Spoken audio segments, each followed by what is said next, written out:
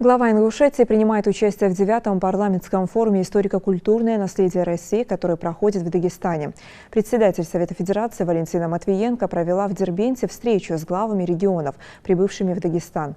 Форум организован Совфедом совместно с правительством Дагестана и приурочен к столетию со дня рождения Расула Гамзатова.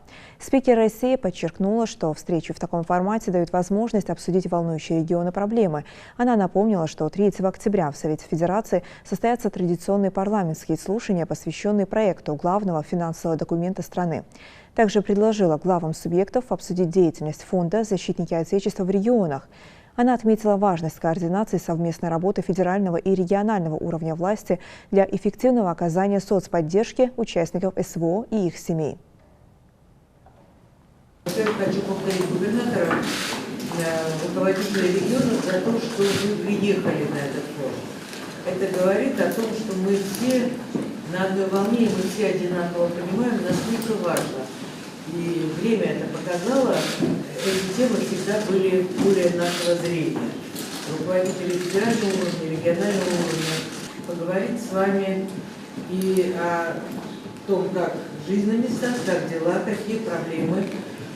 Как вы знаете, мы готовим 3 октября, у нас будут парламентские слушания, которые традиционно проходят на площадке Совета Федерации, как такое первое общественное обсуждение проекта бюджета на предстоящую трехлетку. И главное, на что мы уделяем внимание, на мнение регионов, на мнение губернатора. Как вы оцениваете проект бюджета, что вас не удовлетворяет, как состояние региональных бюджетов, ну и другие вопросы, которые волнуют вас, которые сегодня волнуют людей в регионах.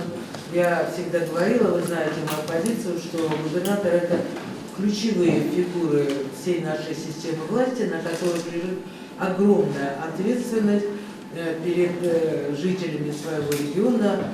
Я вижу, как все стараются, как все, понимая происходящее, делают максимальное возможное для того, чтобы была стабильная ситуация, чтобы поднималась экономика, чтобы защита людей не только не ослаблялась, но и усиливалась. Поэтому вам всем огромное спасибо за работу.